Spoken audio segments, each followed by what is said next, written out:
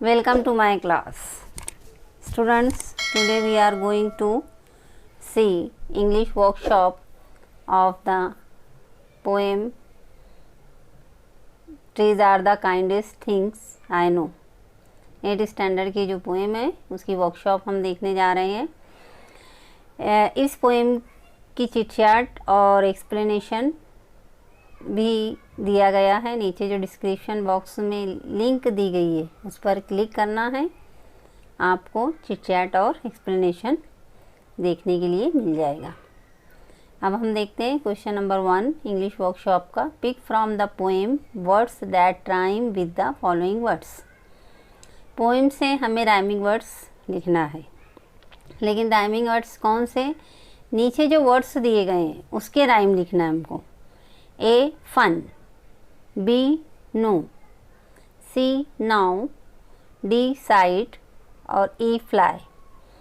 अब बच्चों किताबें खुली हुई है आपके सामने, उसमें से हम स्टांजा वाइज देखकर यहाँ पे राइमिंग वर्ड लिख सकते हैं। जैसा कि फन का गन सन, नो का नो और ग्रो, नाव का काऊ और बॉव, साइट का राइट और नाइट, फ्लाई का ट्राई और फ्राई। इसके अलावा भी कुछ वर्ड्स अगर पोएम में नज़र आ रहे हैं तुमको राइम, तो वो आप लोग लिख सकते हो। Question number 2, pick from the poem lines that create a picture in your mind. हमें नज़्म से, पोएम से ऐसी लाइन उठाना है जिसमें शायर ने हमारे जहन में कुछ पिक्चर क्रिएट किया है, कुछ पिक्चर की तख्लीक की है, वो हमें यहाँ पर दर्ज करना है, लिखना है।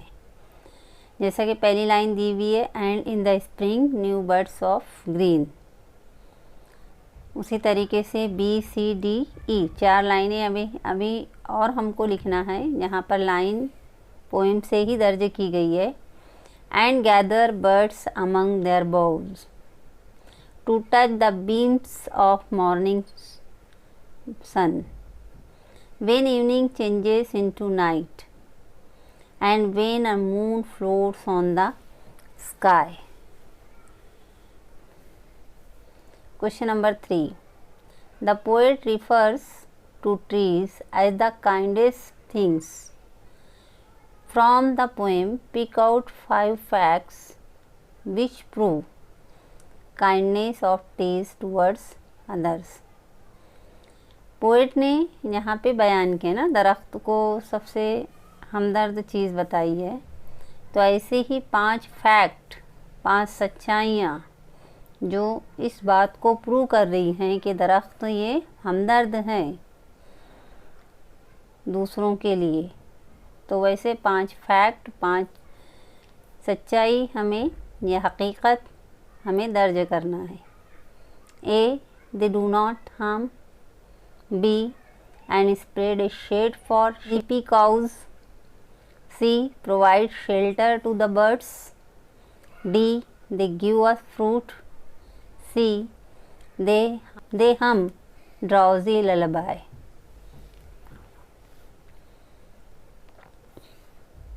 Question number 4, find words that describe the following।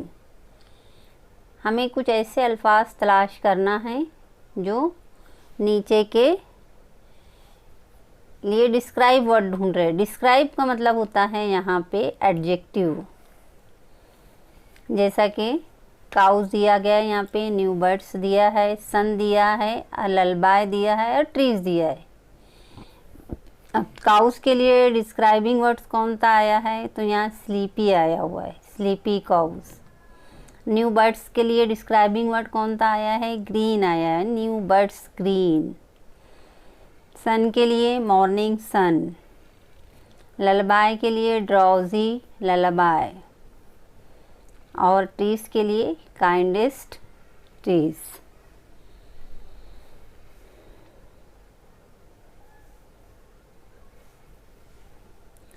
Question number 5, pick out lines that mean the following।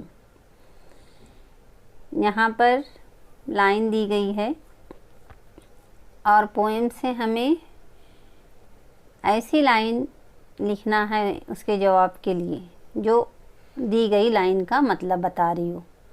जैसे कि trees provide shelter for animals, जानवरों के लिए दरख्त जो है वो शेल्टर यानी पनाह मुहैया करता है। प्रोवाइड यानी मुहैया करता है, देता है, दस्तयाब करता है। अब ये मतलब की लाइन हमें नज़्म में कहाँ मिल रही है? तो वो मिल रही है हमको and spread a shade for sleepy cause.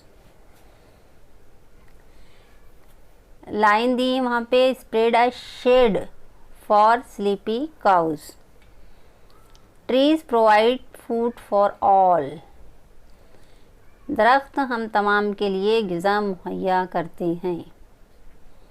They give us fruits, trees are most lovable, trees are the kindest things. Kids love to listen to songs from trees.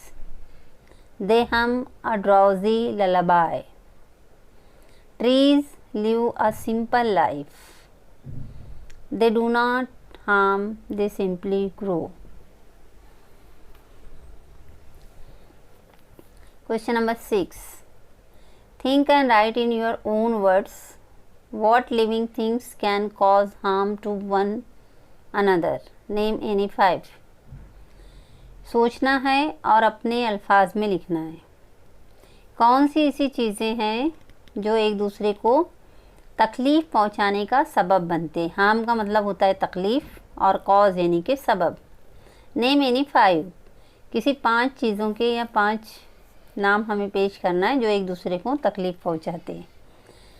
Living things that can harm another, जो जानदार चीज़ें होती है वो दूसरों को तकलीफ़ पहुंचा सकती है। Human being to human being, इंसान इंसान को तकलीफ़ पहुंचाता है। Human being to animals, number B human being to animals, इंसान जो है जानवरों को तकलीफ़ पहुंचाते हैं। C animals and birds to the human being, जानवर और परिंदे इंसानों को तकलीफ़ पहुंचाते हैं। Birds to germs and insects, परिंदे जर्म्स को और इंसेक्ट यानी जो कीड़े मकोड़े होते हैं उनको कहा जाता है। ह्यूमन बीइंग टू ट्रीज़, और इंसान जो है वो दरख्तों को तकलीफ़ पहुंचाते हैं। इसके अलावा भी तुम अपने तौर पर लिख सकते हो। Question number 6, why are trees called harmless. Question number 6 का दूसरा है ये, why are trees called harmless, दरख्तों को हार्मलेस यानी तकलीफ़ ना पहुंचाने वाला क्यों कहा गया है। उसका आंसर है trees are really harmless because they never harm anything in the world, दरख्त सचमुच किसी को तकलीफ़ नहीं पहुंचाते क्योंकि वो दुनिया में किसी को ही कभी कोई तकलीफ़ नहीं देते। They help all the living things, वो तमाम जानदारों की मदद करते हैं। दे maintain the balance of the nature, वो कुदरत के तवाज़ुन को बरकरार रखते हैं। बैलेंस यानी तवाज़ुन, नेचर यानी कुदरत, और मेंटेन यानी कायम रखना। They keep the environment clean and pure, they are very helpful to earth and the living being on the earth, so they are really harmless. वो हमारे माहौल को आलूदगी से बचाते हैं, साफ़ सुथरा करते हैं उसको। वो ज़मीन पर रहने वाले तमाम जितने भी जानदार हैं उनकी मदद करते हैं, इसलिए वो सचमुच किसी को भी तकलीफ़ नहीं पहुंचाते। क्वेश्चन नंबर 6 का 3, Halloween is celebrated in many western countries on 31st October. What is the season there? Why do you think is there a need to burn leaves on Halloween? Halloween ये western countries में, मगरबी ममालिक में मनाया जाता है। Celebrate यानी मनाया जाता है। कब मनाया जाता है ये? ऑन 31 अक्टूबर, 31 अक्टूबर को मनाया जाता है। उस वक्त वहाँ कौन सा सीज़न होता है? हमने शुरू में चिट चैट में देखे है ना। Why do you think is there a need to burn leaves on Halloween? तुम्हारा अपना क्या ख्याल है कि जो हैलोवीन पर वो पत्ते जलाते हैं, तो क्या उसकी ज़रूरत है उनको? ए, उसका रीज़न दे रहे हैं हम। The season autumn in western countries in during October. अक्टूबर में वहाँ पे ऑटम का सीज़न होता है। ऑटम यानी कि मौसम ख़ज़ां। अब जाहिर सी बात है, हम भी देखते हैं कि जब पतझड़ का मौसम होता है तो बहुत सारे पत्ते हमारे यहाँ भी दरख्त से झड़ जाते हैं और सूखे पत्तों के ढेर लग जाते हैं, right. B, I think there is a need to burn leaves on Halloween to make fire and to ward off evil spirits from their life. वो क्यों जलाते हैं वो पत्तों को? ताकि उनकी ज़िंदगी से जो एविल स्पिरिट है, जो बुरी रूह है, उनकी ज़िंदगी से जो बुराइयां हैं वो हमेशा के लिए ख़त्म हो जाए। क्वेश्चन नंबर 6 का 4, they are the last to hold the light when evening changes into night. Which part of the day is referred to in the above lines?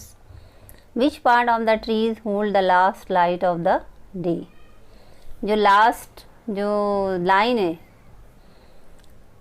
ये मेंशन यहाँ पे लाइन है, उस लाइन में बताया गया है कि दिन के कौन से हिस्से को बयान किया गया है उसमें, ऊपर जो लाइन दी गई है। और which part of the trees hold the last light of the day, और दरख्तों का कौन सा हिस्सा है जो दिन के आखिरी हिस्से को देखता है, पकड़ता है या महसूस करता है। The period between day and night. पहले पार्ट का जवाब है कि वो कौन सा पीरियड है, कौन सा वक्त है। पीरियड यानी कि वक्त, कौन सा वक्त है? दिन और रात के दरमियान का। Evening is refer to in the above lines. शाम का जिक्र ऊपर की लाइनों में हुआ है। The birds of the tree hold the last light of the day.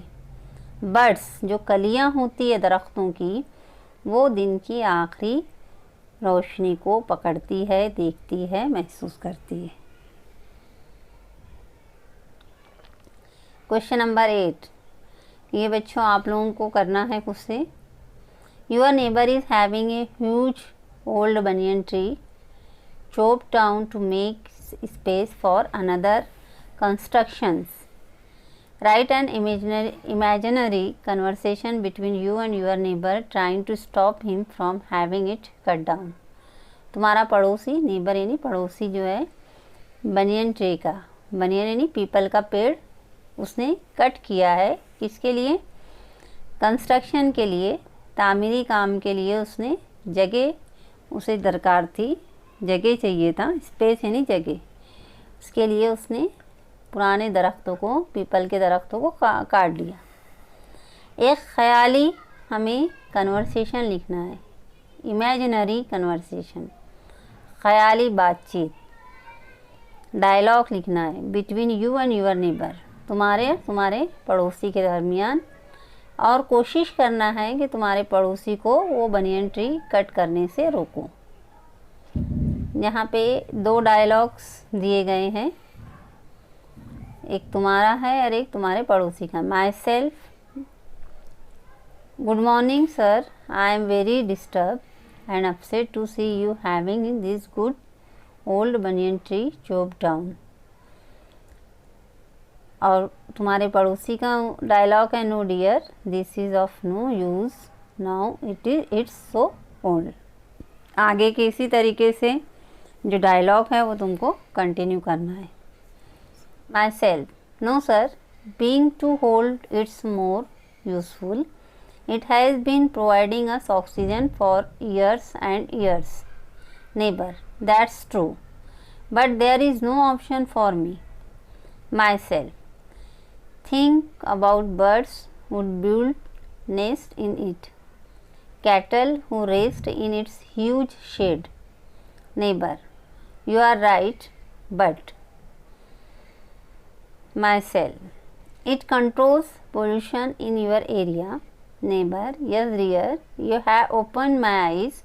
Myself, you can extend your construction at the back and save this tree. Neighbor, sure my dear, now I understood its value. Myself, oh that's great. Thanks sir for being so kind. Thank you.